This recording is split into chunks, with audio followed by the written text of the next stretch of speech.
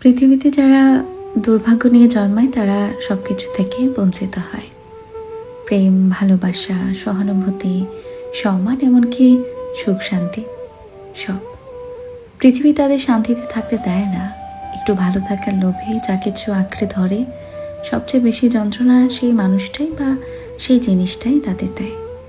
যাদের মন্দ ভাগ্য, সুন্দর একটি হৃদয় আছে, পৃথিবীর সব সম্পর্কে তারা হয় দুর্ভাগা। পরিবার, বন্ধু বান্ধব, এমনকি ভালোবাসার ক্ষেত্রেও তারা প্রচণ্ড হতাশ হয়ে থাকে।